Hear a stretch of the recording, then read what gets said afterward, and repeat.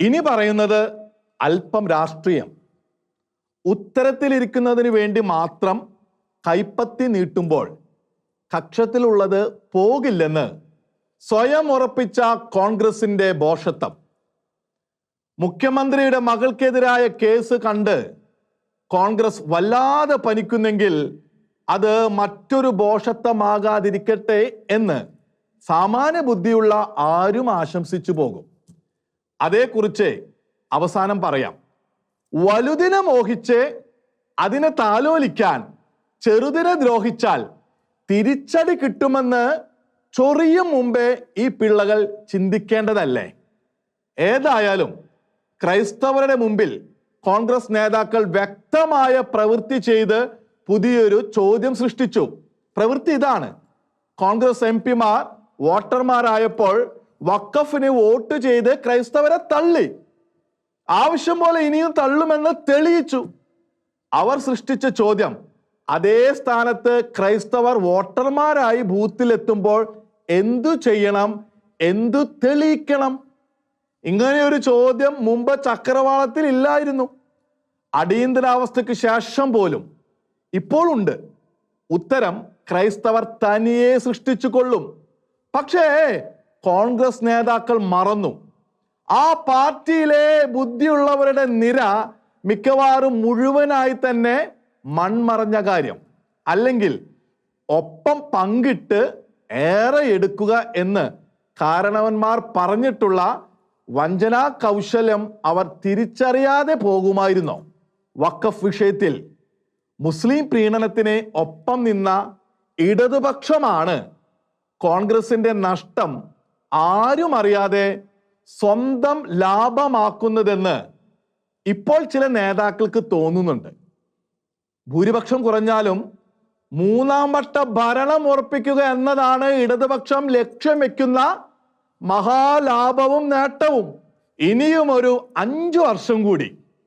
അതിനപ്പുറമുള്ള ഭാവിയിലേക്ക് തൊഴിലാളി വർഗ ക്ഷേമാധിഷ്ഠിത കമ്മ്യൂണിസ്റ്റ് സമഗ്രാധിപത്യ വികാരത്തോടെ നോക്കിക്കൊണ്ടിരിക്കുന്ന ആശയ ബുക്കുകളൊന്നും ഇപ്പോൾ ആ പക്ഷത്തില്ല. മൂന്നാം വട്ടം എന്നാൽ അതൊരു മുദ്രാവാക്യമോ മന്ത്രമോ മുതിർന്ന നേതാക്കൾ ആരെങ്കിലും മന്ത്രിക്കുന്നുണ്ടെന്നും തോന്നുന്നില്ല. മുനമ്പത്തിന്റെ പേരിൽ രാഷ്ട്രീയ നഷ്ടം അനിവാര്യമായാൽ മൂന്നാം വട്ടം ഉറപ്പിക്കാൻ വേണ്ടത് ഒഴിച്ചുള്ളവയുടെ പങ്ക് വിട്ടുകൊടുക്കാൻ ഇടതുപക്ഷം എന്തിനു മടിക്കും? അതിനേക്കാൾ വളരെയേറെ മൂന്നാം കക്ഷിക്ക് ഗുണകരമായി കോൺഗ്രസിൽ നിന്നാണ് ചോർന്നു പോകുക എന്ന് ഉറപ്പുവരുത്തുന്നതിലാണ് ഇടതുപക്ഷം സാമർത്ഥ്യം പ്രയോഗിക്കുന്നത്. അത് ഗ്രഹിച്ചതിന്റെ വിഷമമാണല്ലോ വഖഫ് ഭേദഗതി ബില്ല് പാസ്സായ ശേഷം സംസ്ഥാന സർക്കാരിനെ വിമർശിച്ച VD സതീശിന്റെ വാക്കുകളിലുള്ളത്. പക്ഷെ വൈകിപ്പോയി. വഖഫ് നിലപാട് കൊണ്ട് കേരളത്തിലെ വലിയ വിഭാഗം ജനങ്ങളുടെ എതിർപ്പിന്റെ വെട്ടേറ്റ് കോൺഗ്രസ് നിൽക്കുന്ന നിലത്തേക്കാണ് അതേ സമയം തന്നെ കേന്ദ്രത്തിന്റെ തീരുമാനപ്രകാരം മുഖ്യമന്ത്രിയുടെ മകൾക്കെതിരായ കേസിന്റെ വരവ്. ഈ സമയം തന്നെ അതിനെ തെരഞ്ഞെടുത്തത് എന്തിന്? ഉത്തരമുണ്ടാകണമല്ലോ. എന്താകും അതിന്റെ രാഷ്ട്രീയ പരിണാമം? കേസും കോൺഗ്രസും ഒരുപോലെ ദുർബലമാകുന്ന സാഹചര്യം സങ്കല്പിച്ചു നോക്കുക. അത് രഹസ്യ രാഷ്ട്രീയ ധാരണകളുടെ സാഹചര്യമല്ലേ? എന്തുകൊണ്ട് അത് സാധ്യമാകില്ല? അങ്ങനെയൊന്ന് തീർച്ചയായും പ്രതീക്ഷിക്കാം. അതല്ലാതെ കേസ് ബന്ധപ്പെട്ടവരെ തകർക്കുന്ന വിധം മുന്നോട്ടു പോകുമെന്ന് ആരെങ്കിലും കരുതുന്നുണ്ടാകുമോ? കരുതാം. ഒറ്റയടിക്ക് കേരളത്തിൽ ഭരണം പിടിച്ചെടുക്കാൻ കഴിയുമെന്നോ പിടിച്ചെടുക്കണമെന്നോ കേന്ദ്രത്തിലെ ഭരണകക്ഷി ചിന്തിക്കുന്നെങ്കിൽ. പക്ഷേ അതൊരു വല്ലാത്ത എങ്കിലാണ്. സംസ്ഥാന BJPയിലെ നേതൃമാറ്റവുമായി പ്രോസിക്യൂഷൻ അനുമതിക്ക് ബന്ധമുണ്ടെന്ന നിഗമനം ശരിയാകാം, അല്ലാതിരിക്കാം. അതെന്തായാലും രഹസ്യ രാഷ്ട്രീയ ധാരണകളുടെ സാധ്യത അങ്ങേയറ്റം സാധു. കേസ് എത്രമാത്രം ശക്തമെന്ന് തോന്നുമോ, രഹസ്യ രാഷ്ട്രീയ ധാരണയുടെ കാര്യവും അത്രമാത്രം ഉറപ്പെന്ന് സങ്കല്പിക്കാം. കാരണം നാം കണ്ടുപരിചയിച്ച സമീപകാല രാഷ്ട്രീയ സംസ്കാരം നമുക്ക് തരുന്ന സൂചന അത്തരത്തിലാണ്.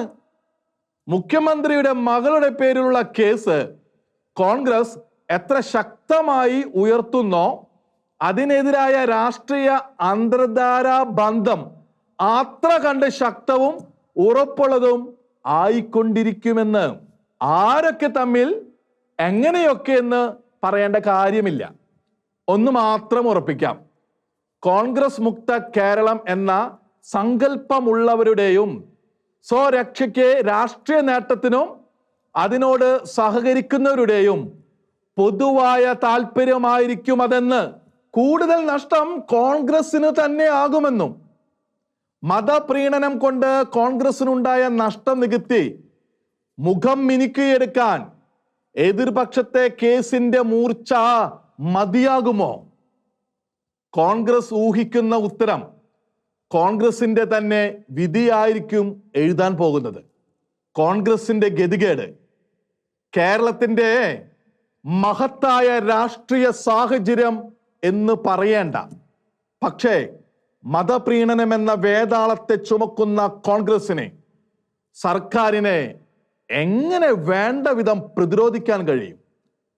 സ്വയം ക്ഷീണിപ്പിക്കുന്നതിൽ റെക്കോർഡിട്ട കോൺഗ്രസിനെ തിരുത്തിക്കാൻ തൽക്കാലം ആരെയും കാണുന്നില്ല. കാണാത്തതും കേൾക്കാത്തതും അടുത്ത ആഴ്ച ഇതേ സമയം.